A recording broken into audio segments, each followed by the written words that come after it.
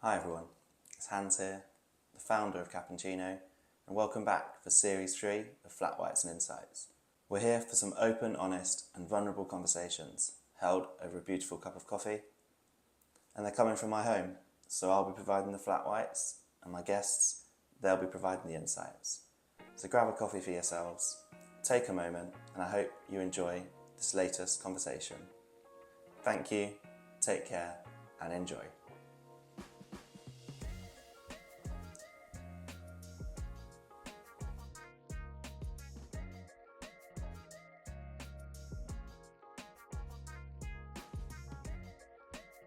Ayaz, hi. Hi, How you doing? I'm good.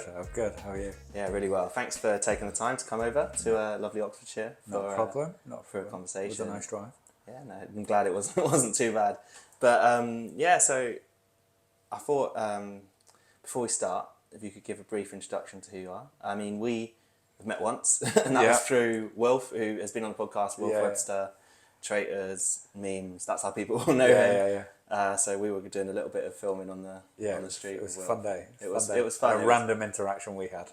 Yeah, and random then way we to just meet, kind of should I crossed. say, You know what I mean? Yeah. If people are like, oh, so how did this connection happen? And I was like, We're not sure. not really sure. But off the back of it, obviously we got chatting, and so here we are now. But if you could give a brief introduction for myself as much as for everyone else. Yeah, as well of course. as So my name's Ayaz, obviously. I'm a former practicing lawyer, and I left the legal profession around 2 and a bit years ago, so Feb 22, to kind of go and focus on a couple of my own projects that I was more interested in. So now I'm a coach to aspiring lawyers, so kind of aspiring lawyers from second year of uni onwards. They could be graduates, and just help them kind of navigate the legal profession and the process to getting their first graduate job, which is super competitive. And then separately, me and my partner have 6 Airbnbs in and around Manchester that we manage ourselves and have as short-term lets. Amazing. No, so sounds like busy man. Trying to be. I guess so it was actually we mentioned before we hit record. I said kind of as where are you based? Where's the office? And we were just saying so it is now you've gone self-employed. Taken that kind of leap of faith. Leap of faith. It was interesting. I listened to a few of the Flat Whites and Insights episodes, and I think a lot of people that you've spoken to mentioned that COVID was a great time for reflection. It's definitely a theme of that. And for me it was that period where it gave me a lot of time in the day, because obviously Boris banned us from doing anything fun, didn't allow us out the house or 1 hour a day a walk. The Christmas before I'd bought a book on property investing, because that was the thing I was most interested in, and long story short, the annual leave calendar changed where I was working, so it meant that we had to use our holidays sooner than we all anticipated. So in April, kind of a month or 2 after the harsh lockdown, the first lockdown, I had 11 days of annual leave to use, and I was like, I don't want to take 2 weeks off in lockdown. What am I going to do? I'm going to be sat at home doing literally nothing. So I negotiated with my boss at the time to take a whole month off, just working half days. Oh, nice. So I kind of just worked the morning, and then afternoons I'd have to myself, and Fridays I had the whole day off, I think. I just spent that whole period just learning about what I kind of wanted to do. Did I want to be kind of working for someone? And also at the same time on my LinkedIn, which was predominantly full of aspiring lawyers, there was a lot of uncertainty and panic amongst them, because they were like, what's happening? Lots of firms were freezing the hiring processes.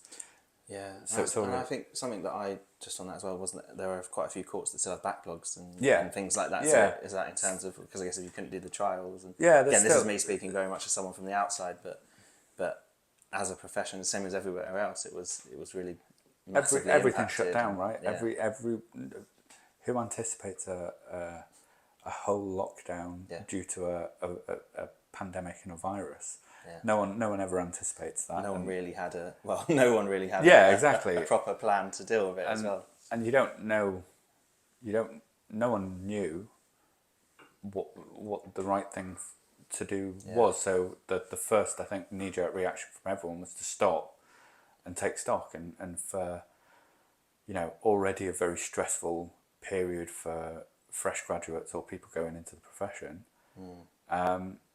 that kind of exaggerates the panic and fear of, well, I don't have a job. How am I going to get a job? So I really wanted to do something, and I always wanted to do something in that space, because for me, post kind of graduation in 2015, it took me 3-4 years of applying to these big firms to even get my foot in the door. So I knew the pain. It still sat with me. So I was like, I need to do something. So I created a WhatsApp group initially, very informally, and just put it on my LinkedIn and said, look, anyone that wants to join, join. Open to join, yeah. And within the space of like 3-4 hours, 150 people joined. I was like, right, that's my limit. There'll be too much conversation in here. Yeah, you've kind of almost got which is incredible that it shows the demand was there. Yeah. It shows that you were onto something in terms of, or you'd been through it yourself. I mean, that for that period of time, 3-4 years, then when you were kind of, were there moments when you, well, obviously frustration will have been an emotion, but were there moments where you, I don't know, ever like doubted, is this the right path for me? And more so than not, right? Yeah. And this is one of the biggest reasons and the biggest drivers for me doing what I do now and coaching and mentoring people through the profession is to kind of lose that. And it's difficult when you're in the moment. It's difficult to kind of, anyone that's looking to practice law or has studied law, 9 times out of 10, more often than not, have gone through academic life being told that they're good. You would assume. GCSEs. You're a high achiever. Yeah, kind of GCSEs, probably high achiever. A-levels, high achiever. University, I mean, to get a degree in any discipline is an achievement. So high achiever again. And then you go into the world of making applications, the real world, suddenly you get told, you're not that good, right? And that can happen, like I said, for me, 3-4 years. And you're sat there thinking, why did I do this? Yeah. Did I make the wrong call? I had my dad in my ear going, why didn't you do accountancy, or why didn't you do dentistry or something else? And I'm like, it's a bit too late to be saying this now. I'm quite far into this process. And, there's part of it where, you doubt your capabilities to do it. And part of it is frustration at yourself for being in this position. Like, what's the aim? There's a period at which you can't even plan anything because you don't know what life is. You don't know what life looks like. You don't have you might have a job, but it's not the job you intended to have. It's not the graduate job, so it's not a career path, so to speak. You're almost in that. It's like limbo. It's limbo. And so I guess it's hard to then commit to fully into that, or like you say, anything. Where you're going to move, where you're going to live, I think my sister did law at university, actually. Right. So she did law at Cambridge. Oh, nice. And she's now moved up. So she's moved up to Newcastle. I can't remember the name of who it is now, but there's a firm up there that she's basically doing a training contract with. But when I think of the time, so she graduated probably 4 or 5 years ago, and so she's only started the training contract in the last year. And you're talking about someone from Cambridge. Yeah. Right? So that really goes to speak to what I'm And she's ended up then relocating up north. Because that was what she could find? Because that was what she could find, but also was kind of looking in that area, because so her partner is from Newcastle. Ironically, he's working in London at the moment, and she's working in Newcastle. But I think long term they want to settle up north. Yeah. So maybe she was it's part of the plan. Yeah, it was part of the plan, but still, it's that that kind of time that it takes, and you've got to, in that time, there's probably those moments of, well, what if I find I take a job in the meantime and I'm really enjoying it, and then suddenly an opportunity comes up, and then you're probably torn between. Yeah, it's you just can't plan in that period where you don't have your training contract lined up, and most firms recruit 2 years in advance. So your sister probably had this where, if I have someone who literally texted me last Wednesday saying she got her training contract and that now won't start until 2026. So even that period, it's finding. I think that's a little bit more. That's a more comfortable position to be in. Yeah. Because you know you've got something. You've got that. Yeah. So that's I'm fine with that. Yeah. That doesn't necessarily bother me because you can do whatever you like at that point. And one of the years, if you've not done it already, there is another course that you need to do, either the so you S3 kind of do or the that LPC. alongside So that's one your year. work, and That's 1 year that the firm, depending on who you go to, should fund, and should give you a stipend to live off and all the rest of it. So that kind of 2-year period is fine, because the first year you are kind of free to do what you like. If you've got the ability to go travel or whatever, or even work. The flip side of that, the positive of the freedom, but it's just that reassurance of knowing you've got something like exactly. that. And that you've got the golden ticket. So that 2-year period is fine. But yeah, most of the period before, where you're applying and you're getting rejected, and you kind of, it's like a vicious circle of why is this not working? What am I doing wrong? It's me. I'm the issue. That's the hardest part, in my opinion. No, definitely, and I think from looking at a few of the posts on LinkedIn and stuff, what you said about your own kind of journey and that experience, I think you've touched on it then about maybe your dad saying, "Oh, why didn't you do accountancy? Why didn't you do something where more like," because again, like my mum's an accountant, got friends in that firm. It seems like you come out and this is not to make a massive comparison. I don't know enough about the two, but it just seems to be a lot. I don't want to say easier, but in terms of there's more options there for getting your kind of a chartered accountancy qualification. I'm not. It might be that I'm not there too might sure. Be people I doing think the same I as think you I think medicine's different. I think if you go into some most of the medical field, so if you go study dentistry or you go study general medicine and want to go into hospitals or general practice, I think there's enough jobs that you're not because only a certain number of universities offer dentistry or medicine, right? There's always going to be that demand. And we see it, and we even see the public narrative around the strain on the edge. There's always going to be. So I think, and part of me believes that the conversation and I've not looked into it in any great depth at all, but I wonder if law should be done in a similar way, where because I think there's a lot of people that are just, how many people will have gone to uni thinking, I want to be a lawyer, go through the process that I'm speaking about, get battered down, and just leave and go on to something else. Just think, actually, no, that's not. Yeah, and I think it's how much do you really want it, I guess. But then some people as well would want to be studying it, maybe not necessarily to become a lawyer. Potentially. It's whether then, I guess that's where the course is. What's the intention of? Is it a vocational one, like a bit like if you do like a PGC teacher training? It's very much with the expectation that you become a teacher afterwards. Is a law degree with that expectation, or is a law degree? Have you got an interest in law? Do you want to do this degree? And potentially, but it's potentially. I suppose that there will be people that go into a law degree without wanting to become a lawyer. Become a lawyer, but that's a big degree to take on. Yeah, I'd say that's a lot if you're just doing it for degree. Yeah. Because I mean, I did chemistry. Chemistry's my background, so there was a lot, I think, of that. It was an interest, it was a topic, and then a lot of people did go from doing a chemistry degree to go actually into the finance sector. Because there's a lot of similar, you're working with numbers, the problem solving, the kind of skills. I mean, I went on to do to start a PhD, and I think where you mentioned about I can relate to that. You've been an achiever, you've always been told that you were good, this is what you do, and it was my identity, and then got onto the PhD and suddenly realised, to stand out here, or like things aren't always just going to be easy, in inverted commas, like I'm going to be tested, and also the nature of research is not always going to work, and I couldn't then separate, probably similar to some people feel in this process, where I couldn't separate a no or a reaction failing or me not getting the results I wanted with me failing, and I very much associate them together. So that's when I experienced my introduction to mental health, so to speak. And, it was challenging because it's like your identity of this, and probably the same with people who've gone through that process, got their law degree, they feel they're on this path, and then they realise suddenly they don't take off. It's I was speaking to the one mentee of mine that messaged last week, and she was texting me last night, and it's kind of, life starts now. Right, because you can actually plan. You know what your salary will be for the next 2 years. You know what your salary will be upon qualification.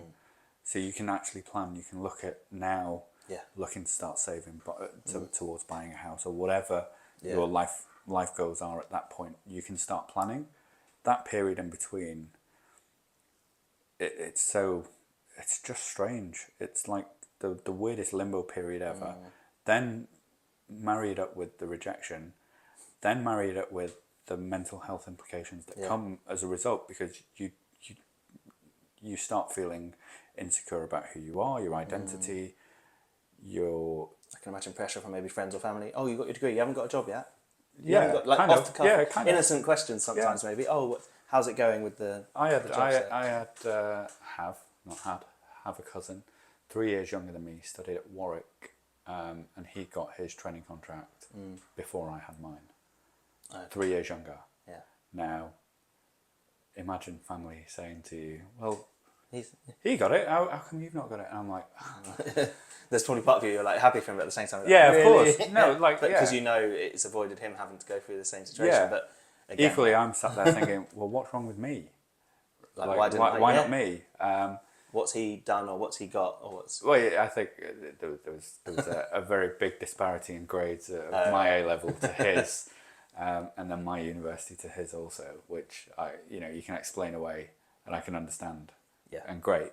But with the same token, just being sat there thinking, I just want that break, that kind of chance to show myself. And for every, just to put it into perspective, for every kind of a firm might have on average, let's say, anywhere between 30, this is top end, 30 and 100 vacancies for training contracts, grad schemes. They will have in excess of 2,000 to 3,000 applicants. Wow. That's crazy, right? And then you're writing application after application, which aren't short. It's not like you're just sending a CV. It's not just a CV covering. No, it's like the proper, you're looking at 1,000, 1,500 words of research. So it's like an essay. Yeah. And then just to get an automated response saying, sorry, you're not being taken further for 10, 15 firms. And that's your year done. You've achieved essentially you will perceive it as I've achieved nothing. Yeah, I haven't moved forwards. Yeah. That's tough. It's tough for anyone, but like particularly as you say, someone who's has grown up and is used to being an achiever and success. Used to hard work means success. If I work hard, I will get the grades. If I work hard, I'll get my degree. And suddenly, and I think this is what I felt with PhD, just me working hard wasn't enough. Yeah. But also you can't compare, and again it's difficult because you don't know who's also doing those applications. And that's where it's difficult. It's not necessarily they've said yours isn't good enough, it's just there's maybe someone who's stronger. Yeah. It's hard to take it that way, I guess. I think part of it is not, so the majority of universities now, not now, but just generally don't have the best careers services. So they don't really prepare you for life outside of university. The top ones do, obviously, the ones that, Red Brick, Russell Group universities that traditionally all the grads will go on to the best performing jobs. So they're well prepared, they're well versed in what's necessary and what you need to do. But, anything outside of those universities, you're not prepared, so you come out of it thinking that it is just a CV and a general application that you need to submit. I want to work here because it looks great and I've always wanted this, and that should be sufficient, and it's not. The amount of research that you do need to do and the way you need to link it to yourself, it's a skill, and there's no one that's why I've gone into what I do, because I can I feel like I can teach the skill. And that was the next thing I was going to ask, really. So obviously you went through that whole process, you got your training contract, you kind of went through all that, should we say, pain, that struggle. How long were you there before you decided, now I've achieved that? Was it a part of the challenge was getting that contract, and then maybe part of you was like, oh, what's next? Or as you say, maybe the pandemic had a big part of it was like, I'd say a combination of 2 or 3 different things. The first being I started the WhatsApp group, then I'd host sessions on like a Saturday morning. I'd get either a friend of mine on, or people I knew in the industry, or I'd speak just about, and just trying to motivate these aspiring lawyers and showing them that, you know, people's journeys are different, or not every lawyer is this, you know, Harvard educated, you know, to look like, look like suits, but to show the diversity in the profession, and to show that, and to try and motivate and inspire people. And then in my spare time, whilst I was doing my training contract, if I could, I'd take like one-to-one calls with people and help them on their process. So if they had an interview they're prepping for, or if they had a presentation or an assessment centre or anything part of the process, I'd try and help. And doing that, I started realising that I actually quite enjoy that side of things. Maybe if you had those in your calendar, you'd look forward to that a lot more than... That was what you would look forward to. Exactly. The work was the work, and you were getting through the contract, that it was, oh, this gives me energy. This is what I'm really... And you probably feel so rewarded for when you then see someone, like you get that text from someone, I've got a contract. That must be like the best feeling. Best feeling in the world. So that, alongside kind of... I think I've always been quite entrepreneurial. I've always wanted to work for myself. My dad had his own business, worked for himself. So I think that's always been part of my psyche. And just the fact, me and my partner, we don't have kids, we don't own our own home. So if there's ever an opportunity to take a risk, now's the time. Now's the time. And I didn't want to look back in 5 years and think, well, I should have really tried. If I'd have really gone for it then. What could have been. You don't want to have a what could have been kind of situation, because it's and as you say, I guess with your experience, with your qualification, I think I could go back. You feel that you've got that. But why not go for it? Exactly. So it was that really, and kind of just kind of having a bit of belief that I could do it. Not an awful lot. Bit thinking, I've got something here that I can teach and guide people. Question I've just come to my mind when you said that little not an awful lot. So that was like kind of when you started. So does the coach have a coach? Does the mentor have a mentor? In terms, because I know, say for example, I've been through therapy. And I know that a lot of therapists have their own therapy. It's almost like, because they deal with the situation. So say for yourself, do you have a coach at the moment as well, or not at the moment? No, I've had a coach in the past, and kind of almost a separate discipline, but he's an entrepreneur. So when I was making that transition, I did have a coach at that period to kind of just give me comfort in the fact that I can do this, kind of updating with my progress, and you know, just that reassurance that you're doing the right thing. Because I guess that's difficult when you do take that jump to either be a self-employed or doing up your own entrepreneurship. Like, as much as part of that stems from not wanting to work for someone, it's then where are the feedback points, and how do you know how you're doing in line with... That's it. And so that was a brief period. I didn't stay for that long, just due to finances, really. But I think I've built a good network now, I think, where I can seek reassurance if I need. Excuse me. But yeah, I don't have a kind of out and out one anymore.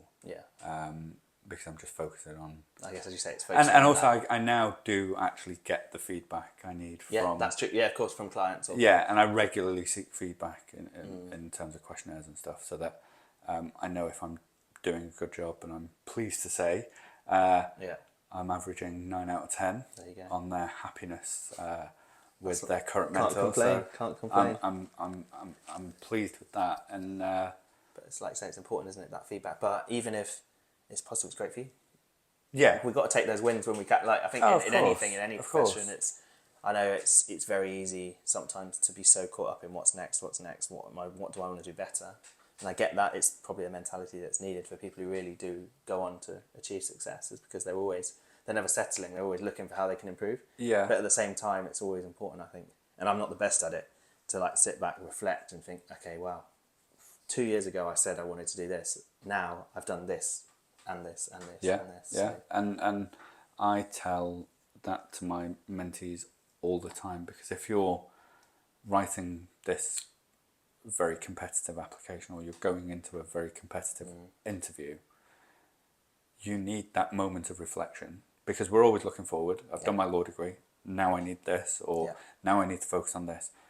We barely sit down and think, well, let me just kind of bask in what I've done previously, because you need to remember all of that, because if you don't showcase it, all those great things that you've done, how can someone, looking to hire you, if you don't tell them, they don't know. You've done all this great stuff, you need to tell them. You need to tell them, yeah. So you need to sit down and reflect on what you've done, realise that it's all great, and if it's in team situations, stop saying we and use I more. Yeah, I did this, little things like that. Just take ownership and be proud of what you've done. And generally, as Brits, we're not the best at doing that. You look great today. Oh, this old thing, I've had it for ages. Yeah, it's almost like people don't want to take a compliment sometimes. So I always say we need to be a bit more American in our approach in that competitive process. We need to just selling yourself. In the end of the day, an interview is a sales pitch of yourself. It really is. Yeah. If you can't shout about what you do, why would you expect anyone else? Yeah. No one else will. 100%. So it goes back to that old adage of, if you don't love yourself, how can you expect someone else to love you? So if you don't believe in yourself that you can do this, if you don't, when I first went into the process of applying for these firms, so I graduated quite naively in 2015, thinking I was almost qualified. Again, going back to the fact that university career services aren't the best. So you kind of came out thinking I was almost there. What the process is, so thinking I was almost there. I wasn't. And then I actually didn't realise, exposing myself, but I didn't realise how big the legal industry was. So as an example, if you look at London skyline, I didn't know that in some of those buildings, in the largest real estate in one of the financial districts of the world, a lot of law firms occupy those spaces because they're so big. So then when I started realising that, and then opening the application forms for these major firms, I was sat there going, why in the world would this firm hire little old me? Right? I'm from Wigan. I didn't go to the best university, don't have the best. Why in the world would they do that? So then I go into every application thinking, I don't have a chance in hell. And that was almost the mentality of going into it. Yeah. So you're kind of setting yourself up for failure, almost. Because then almost even if you were to get to interview, if you're going into an interview, you're still disbelief. You're still in disbelief. You're still like that energy is. People notice that across the panel. They notice the way people carry themselves and the people. And for some reason, even on an application form, it will transfer from here to what you write that you don't necessarily. It's almost like you're saying, I might be good enough, or I might. Or it's almost like saying, well, I know I need to fill out an application, so here's another application. Whereas they need to read it and think, this person. Yeah. So really backs themselves. So that's something I had to learn, and that's something that I try and help people to get to, is kind of you have your own individual story that is good enough to be anywhere you want to be. Right? Everyone does. Everyone's capable of greatness, whether we like to believe it or not. It's about trying to unlock it and actually finding the right person to maybe bring that out of you, or just the right field for you to, or just cheerlead for you. Sometimes someone to my say, job is just to cheerlead. Yeah. Sometimes it really is just to sit there and say, you're doing awesome. I have one mentee currently who went for 3 or 4 interviews. She has just graduated. And getting the first job out of graduation, not the graduate role even, just like a paralegal position or legal assistant, is also really competitive. I might argue more competitive than the grad process. And she's been to a couple of interviews and she keeps getting knocked back. And she's like, what am I doing wrong? What's wrong with me? And I'm like, it's not you. I promise you it's not you. I said, it's so competitive. Yeah. Firms want people with a bit of experience and, when you're fresh out of grad, I had this entry-level roles want you to have 6 months to a year's experience. Entry-level. It's not where are we getting? Where are we getting this experience from? If anyone knows, I'd like to know. And my job with her was just to keep saying, "You've got this. You've got this." Anyway, she went for an interview last week or the week before, and she got invited to the second stage interview. And she was like, "I can't believe it." I was like, "I want you to voice note me to say I am a good interviewer," and she did, and she laughed, and it was like it was the sweetest thing in the world, because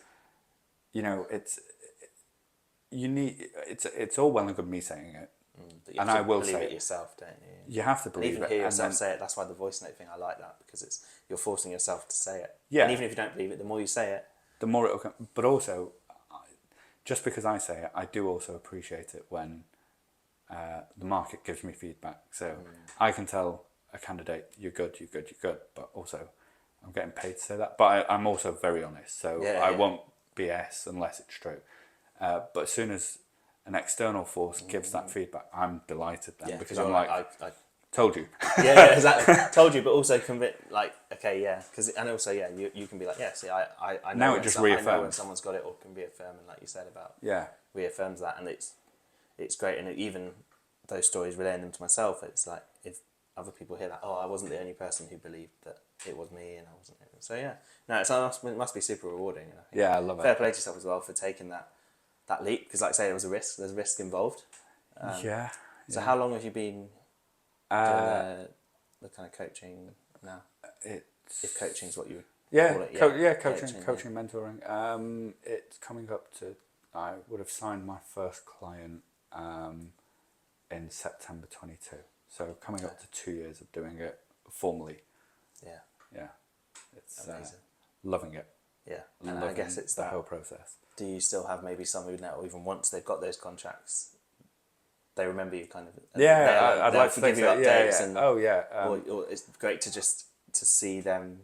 I met progress with up I in met there. with one of my mentees from last year. He got a training contract at Top 20 firm, actually the firm I trained at as well. And I met with him probably in June.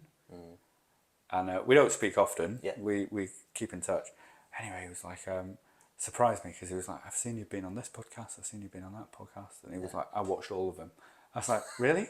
He's like, yeah, I love everything you do. I'm like, making me uncomfortable, stalker.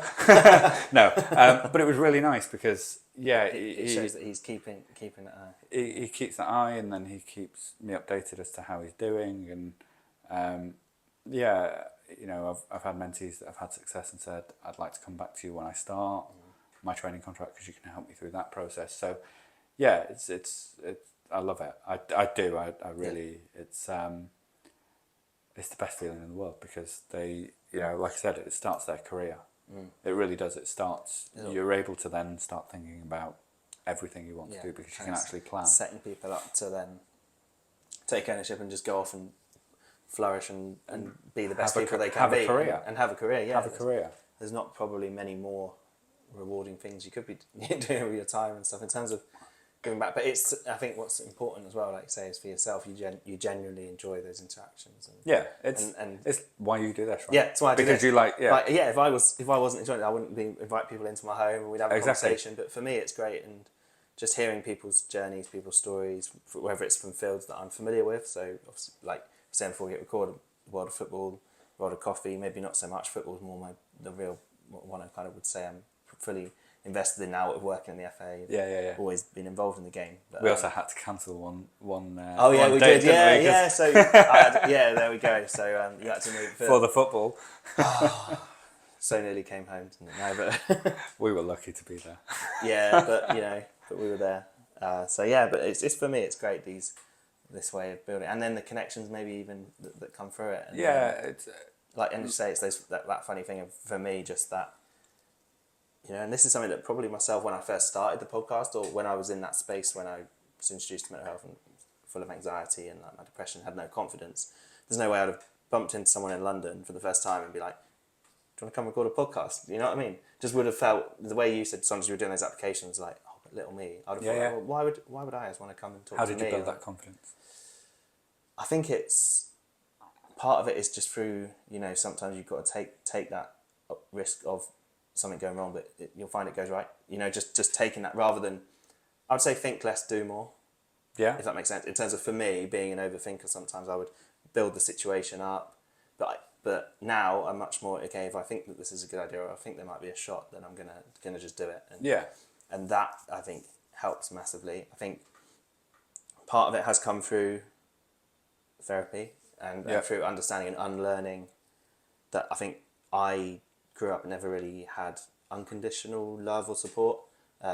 now being older, understand parent situations, and it was what it was. But as a child, it was always, you know, just wanting to be seen, wanting to be valued, wanting to be loved, and I think didn't believe that I was capable of that, and always and thought it was me, thought it was my fault. So unlearning that, and just thinking less and just believing in myself a bit more, and understanding the value I do add.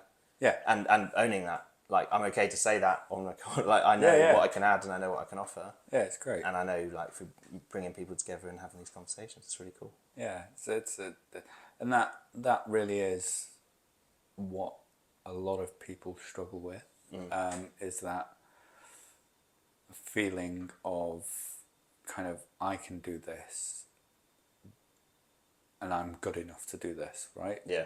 And I have that, and I had that when I started this journey, where I didn't want to say I'm a coach, or I didn't want to say my prices, for an example, because Jesus, people might think bad of me, or am I worth the value, or whatever it might be. It's all of it, having right? that confidence, telling yourself, I am a coach.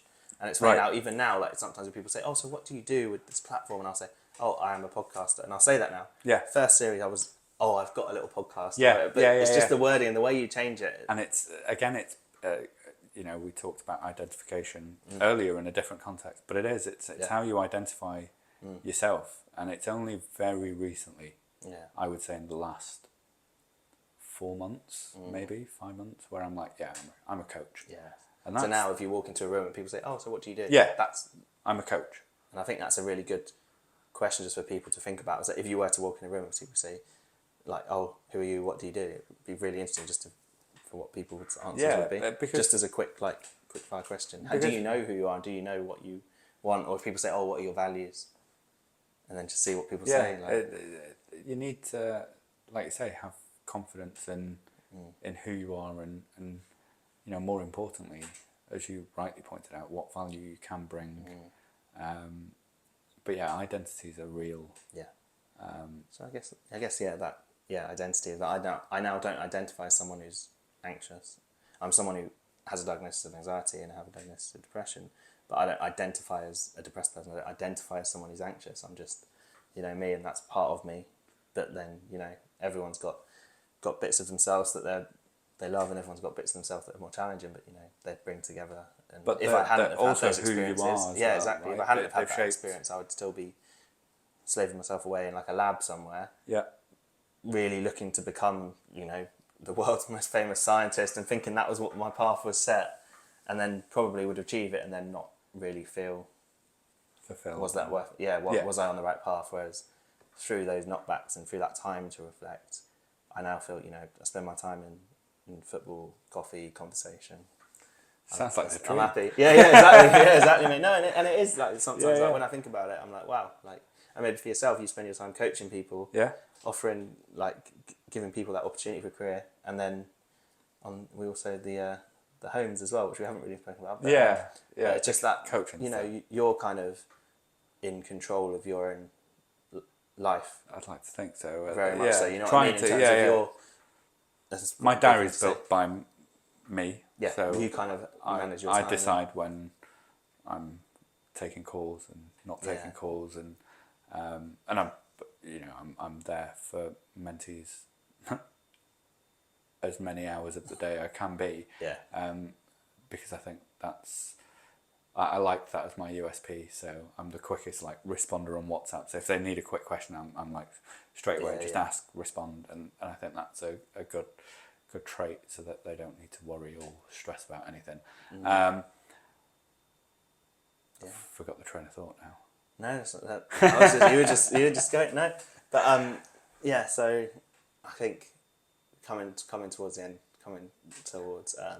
a question that I ask everyone. So I think we've probably had a few insights into it from what you do. I think that says a lot probably about what brings happiness to yourself. But what does happiness mean to you? And so you told me this is one of the questions you've asked. So I thought about it in you know, a little bit, and not necessarily what, because it's kind of similar to not what is the meaning of life, but what's the purpose of life, kind of, because life should be happy. overall, I think. Yeah. And I really like Jimmy Carr's quote on Stephen Bartlett's Diary of a CEO. I've seen it. To enjoy the passage of time. Yes. And I think that's quite apt, because if you enjoy your time through whatever it is you do, so football, coffee, conversations, or mentoring and coaching people to kind of start their career and see them grow and see them develop into what I could see that almost they couldn't see. You saw that potential in them, and you saw that, and everyone has it, and it's about unlocking it and showcasing it in the right way, and seeing that actually be appreciated and valued, and then them understanding that it's there. That to me is happiness. But overall, in terms of like, that's working life, but overall it's just about just enjoying everything you do, like embrace every opportunity. So we met randomly in London, right? You asked me to be on this kindly, and enjoy the process of doing what you're doing, and take chances, say yes to things, say yes more than no. Because saying yes leads to weird and wonderful things that you don't necessarily know that I think that's true. Things can lead to. And there's an opportunity. It might not be for you. It might not work out, but you never know if you don't. If you don't say. So if you say no, a bit like what you said with the time in your life at the moment. And I love that quote, by the way, that enjoy the passage of time. I love it. Because I think it's, if you're enjoying how you're spending your time, if you'll do it more than not, then you're going to... And also that should lead you to think about what it is you do and don't enjoy. Yes. So you can be part of... Am I enjoying this time? And then you can control that. Yeah, you can be part of circles of friends or groups, or, you might, I don't know, do a certain activity each week that you do for the sake of doing because other people do it, and you want to be a part of that. If you don't enjoy it, start saying no and do something else that you enjoy. Almost take ownership, and you can work out, you get that feedback with yourself. Am I enjoying it? And often the times when you are enjoying it is when you're not thinking, am I enjoying it? Because if you're just enjoying it, you're in the moment. Yeah, exactly. So you have to even stop and ask yourself the question. So then if you do more things that you enjoy, hopefully in turn, the happier you become as a result. So what makes me happy is doing the things I enjoy. So I enjoy playing tennis. I enjoy, the calls that I have. I like the way my diary is structured in terms of working times. I enjoy spending time with family and friends, and it's all finding that right mix of... and I enjoy eating good food. Amazing. And drinking good coffee. Right? Drinking good coffee as well. I had to slip that in. Yeah. No, it's been a pleasure, mate. It's problem. been really cool to hear Really your story and to see what you're doing, and I look forward to keeping an eye from afar, and look forward to seeing you add more and more value to people. And that's the thing which is amazing as well. I think it's just that it's exponential, right? So you'll coach however many number of clients you have, and the value that you add just goes on through them, and through their career and everyone they interact with and they support, and that all comes out of kind of you. Never thought about it like that. Never thought about it like that. But in terms of where people talk about, is it the 6 degrees of separation or something? So the person that you've coached will then maybe mentor someone or train someone in their workplace, or they'll pass on. A bit like you've just mentioned the Jimmy Carr quote. There'll be something you've said to someone in a coaching call that they'll then said to their mates and stuff. So and we never know. A bit like with me in this podcast, I don't know the impact it's going to have, but like you say, by saying yes more, by putting it out there, it's going to have an impact. So. And you're doing a great job. Appreciate it. Cheers, mate. No problem. Thank you. Enjoyed that. Thanks very much. No worries.